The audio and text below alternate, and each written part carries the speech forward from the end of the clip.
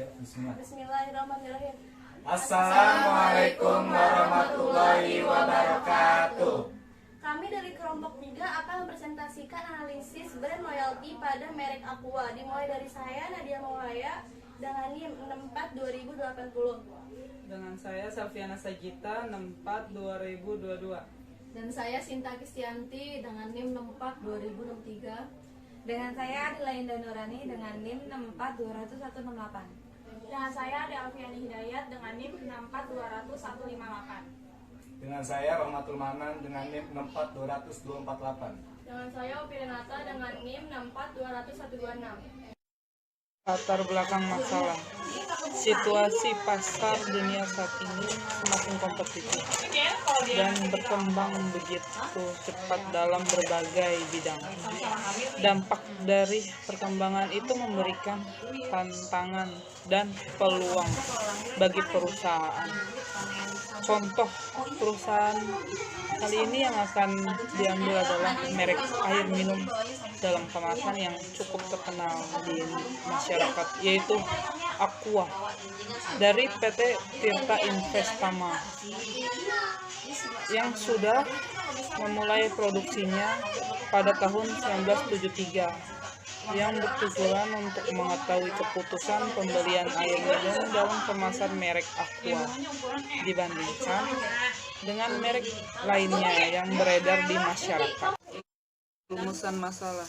Berikut merupakan rumusan masalah dalam penelitian ini. Ada pengaruh loyalitas merek brand loyalty terhadap keputusan pembelian Aqua. Variabel manakah yang paling dominan berpengaruh terhadap keputusan pembelian Aqua? Tujuan penelitian dari brand Aqua ini adalah menguji dan menganalisis pengaruh loyalitas merek atau brand loyalty terhadap keputusan pembelian Aqua. Untuk menganalisis variabel yang paling dominan berpengaruh terhadap keputusan pembelian Aqua. Manfaat penelitian ada 3 bagian, yaitu manfaat bagi penulis. Hasil penelitian ini diharapkan dapat menambah wawasan dan memahamkan peneliti mengenai hal-hal yang berhubungan dengan teori perilaku konsumen dan penerapannya di lapangan. 2. Bagi konsumen, hasil penelitian ini dapat direkomendasikan kepada konsumen menjadi faktor pertimbangan dalam memilih handphone dalam memilih Aqua yang dalam memilih produk minuman yang disukai. Yang ketiga, bagi perusahaan, hasil penelitian ini dapat dijadikan sumber informasi atau masukan bagi perusahaan brand Aqua maupun perusahaan produk minuman merek lainnya untuk mengetahui pengaruh. Terima kasih. Metode penelitian. Pertama, metode pengumpulan data. Data merupakan sumber-sumber informasi yang didapatkan oleh penulis melalui penelitian yang dilakukan. Data yang diperoleh nantinya akan diolah sehingga menjadi informasi yang baru yang dapat dimanfaatkan oleh pembacanya. Berikut adalah pengumpulan sumber data yang dilakukan oleh penulis. Pertama, studi pustaka. Studi pustaka merupakan langkah awal dalam metode pengumpulan data. Studi pustaka merupakan metode pengumpulan data yang diarahkan kepada pencarian data dan informasi melalui dokumen-dokumen, baik dokumen tertulis, foto-foto, gambar, maupun dokumen elektronik yang dapat mendukung dalam proses penulisan. Maka, dapat dikatakan bahwa studi pustaka dapat mempengaruhi kredibilitas hasil penelitian yang dilakukan. Kedua, kuesioner. Kuesioner merupakan metode pengumpulan data yang dilakukan dengan cara memberi serangkaian pertanyaan-pertanyaan yang ditujukan kepada responden untuk dijawab. Metode ini merupakan salah satu metode yang efisien karena peneliti telah mengetahui variabel-variabel apa yang akan diukur dan tahu apa yang diharapkan dari responden. Kuesioner dikategorikan menjadi 2, yaitu kuesioner terbuka dan kuesioner tertutup. Kuesioner terbuka adalah kuesioner yang memberikan kebebasan kepada objek penelitian untuk menjawab. Sedangkan kuesioner tertutup adalah kuesioner di mana peneliti telah memberikan pilihan jawaban untuk dijawab. Lalu metode analisis data. Adapun yang digunakan dalam analisis data ini adalah penggunaan metode deskriptif analisis, yaitu data-data yang diperoleh kemudian dituangkan dalam bentuk kata-kata maupun skema.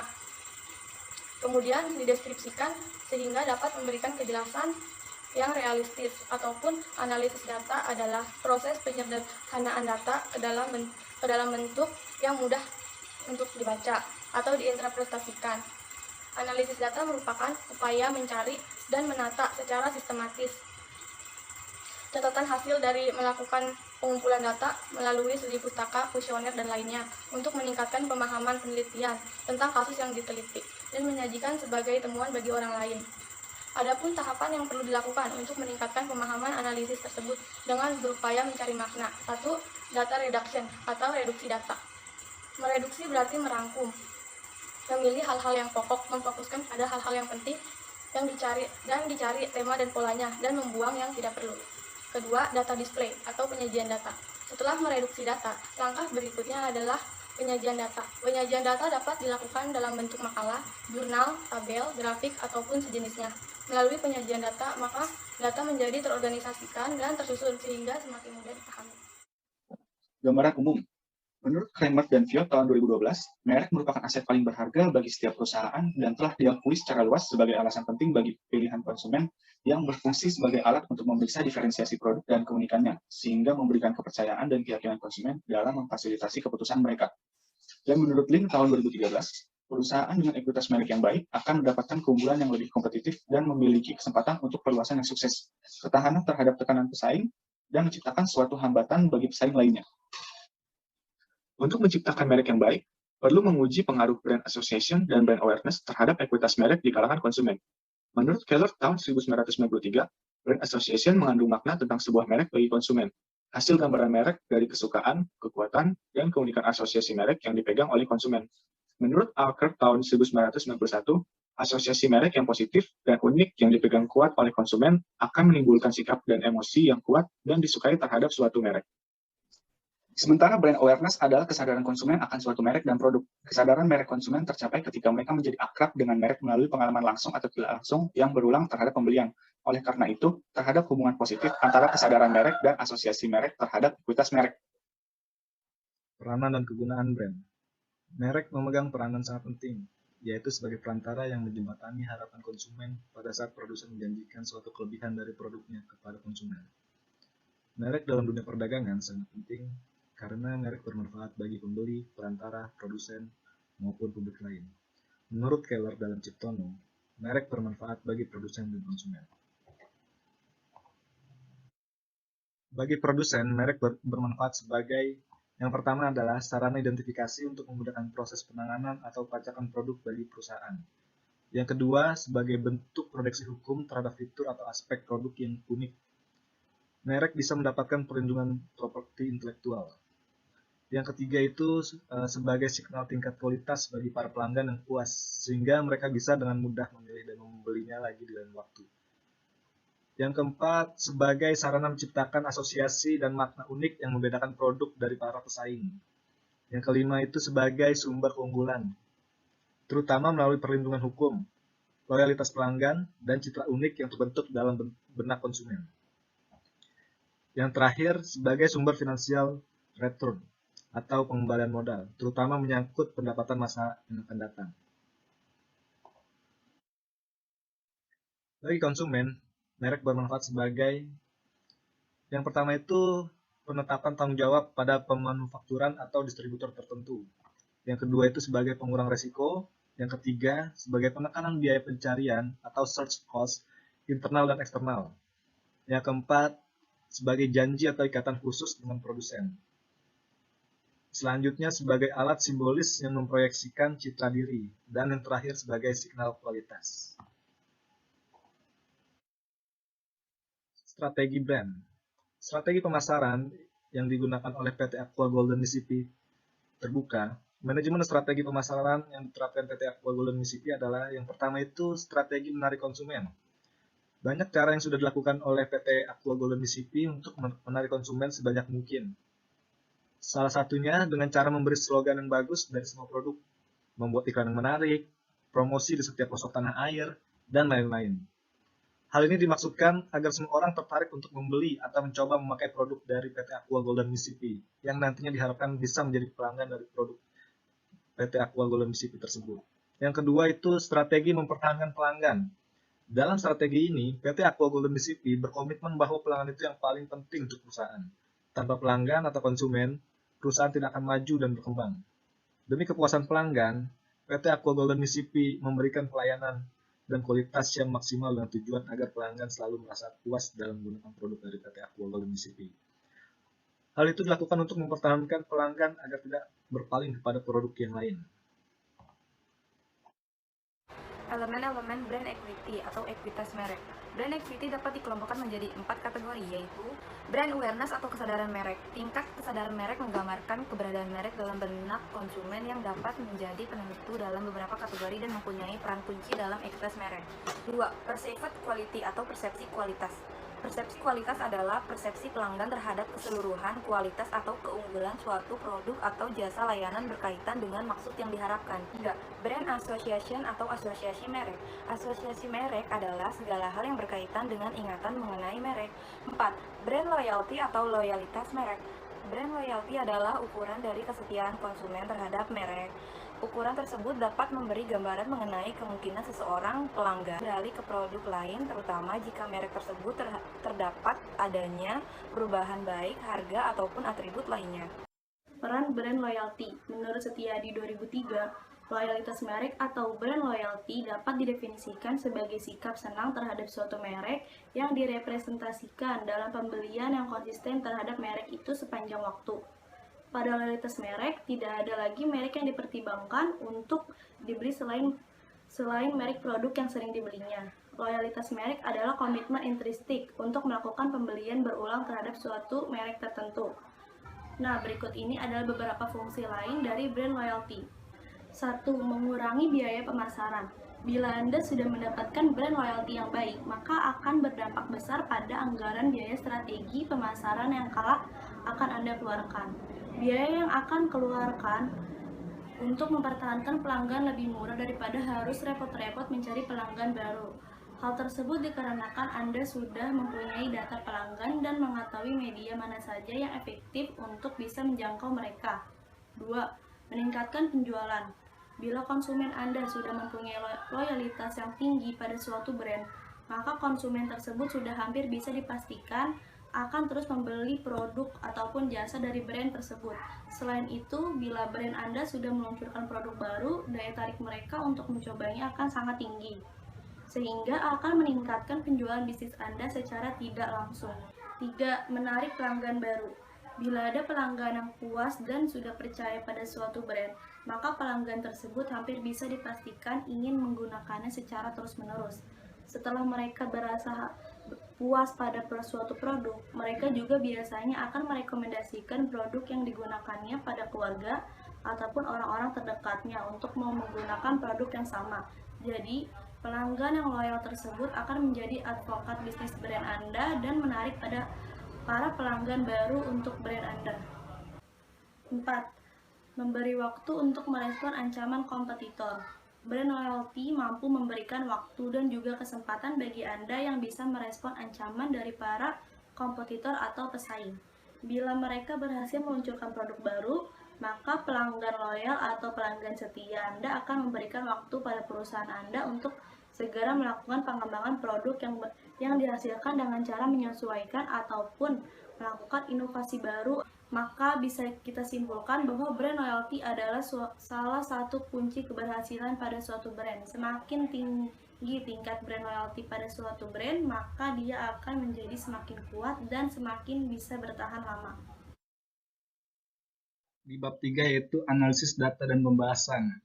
Diketahui berbagai rentang skala berikut dengan interpretasi dari tiap-tiap rentang skala, yaitu 1,00 sampai 1,75 artinya sangat jelek, 1,75 sampai 2,50 artinya jelek, 2,50 sampai 3,25 artinya baik, 3,25 sampai 4,00 artinya sangat baik.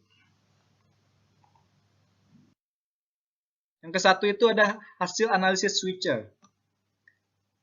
Di kolom ini ada 7, yaitu ada jawaban yang isinya tidak pernah, jarang, sering, selalu. Di kolom kedua ini ada kolom F. Kolom F ini yang berisi jawaban responden yang sudah kami sebarkan melalui kuesioner.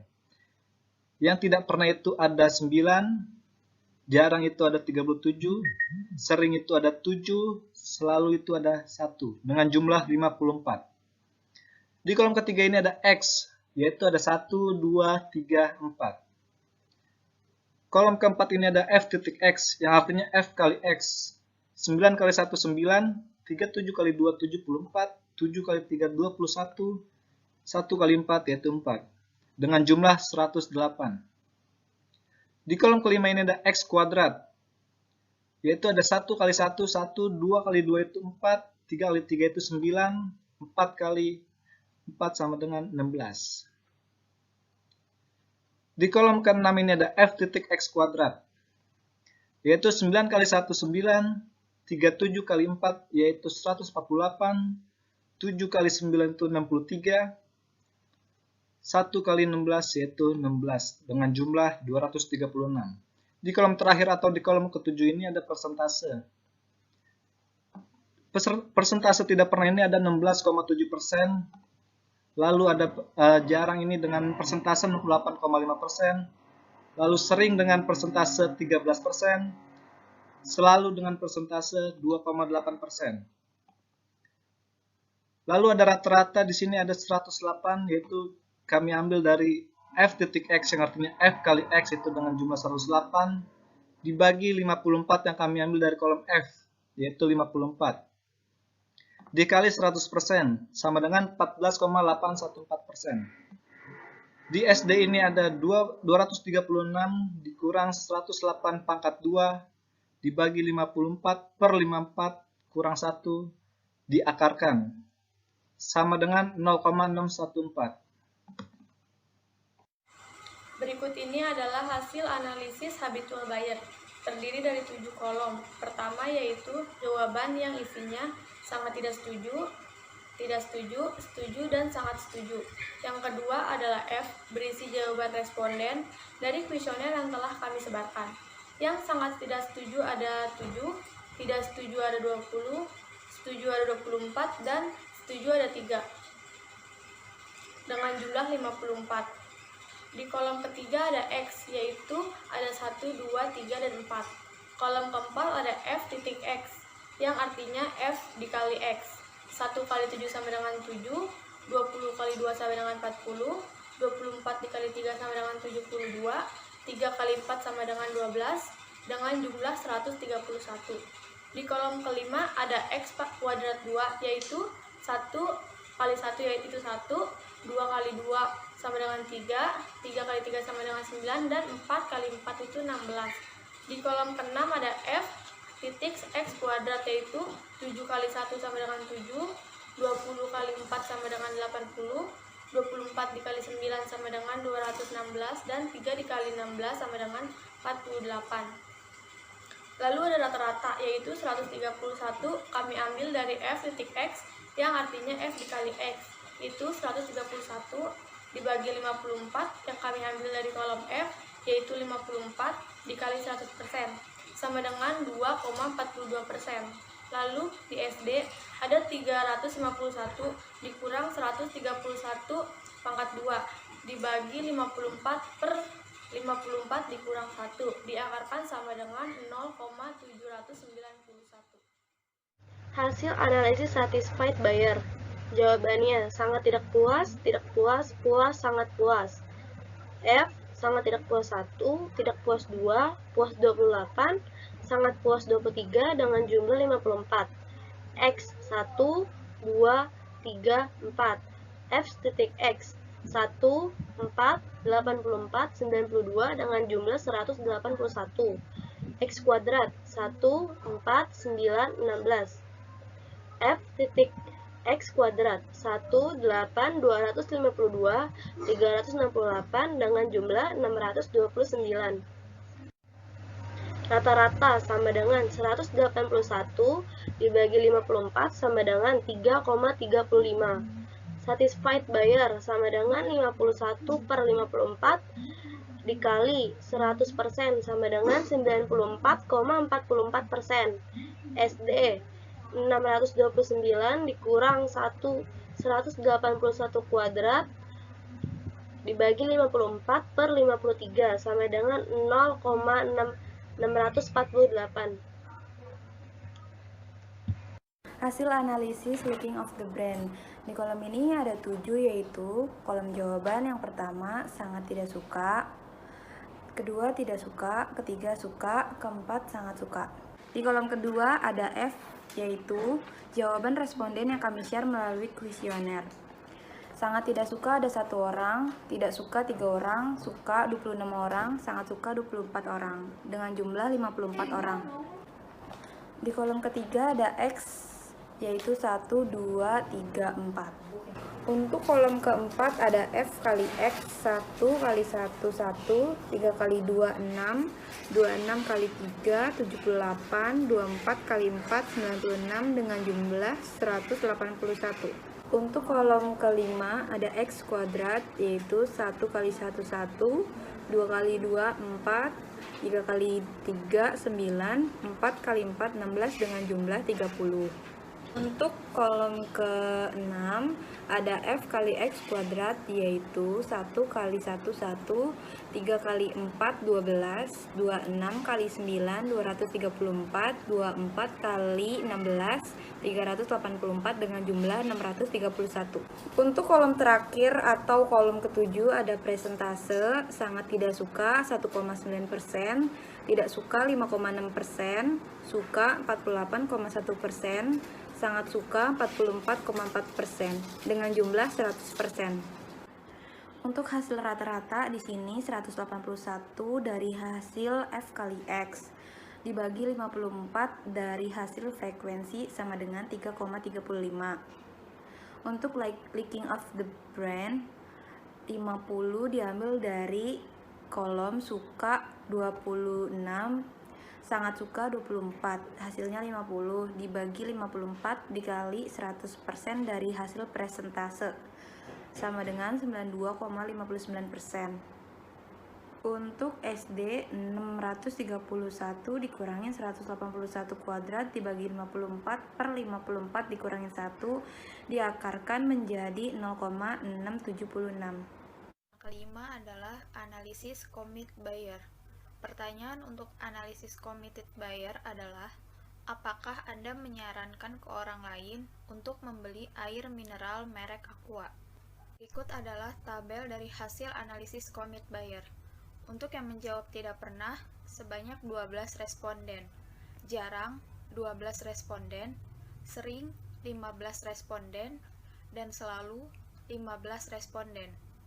Untuk rata-ratanya, sebanyak 141 dibagi jumlah responden, yaitu 54, dan hasilnya adalah 2,61.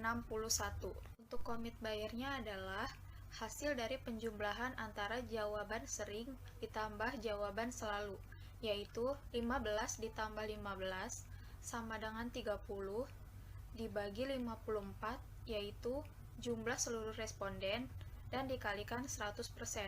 Hasilnya adalah 55,55%. Dan untuk standar deviasinya, hasilnya adalah 1,122. Hasil perhitungan dari analisis switcher, habitual buyer, satisfied buyer, liking the brand, dan committed buyer dapat dibuat dalam bentuk piramida loyalitas merek. Untuk yang pertama, ialah analisis switcher dengan 14,81%. Yang kedua, habitual buyer 50%. Yang ketiga, satisfied buyer 94,44%. Dan yang keempat, liking the brand 92,59%.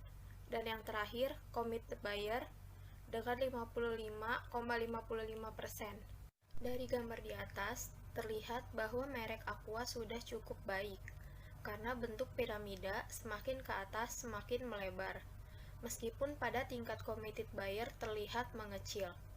Hal ini merupakan masalah yang harus dipecahkan melalui peningkatan loyalitas merek dengan cara meningkatkan komunikasi informasi Aqua melalui promosi seperti iklan di televisi, internet, dan acara jalan sehat. Sekian presentasi dari kami, mohon maaf bila ada kekurangan. Wassalamualaikum warahmatullahi wabarakatuh.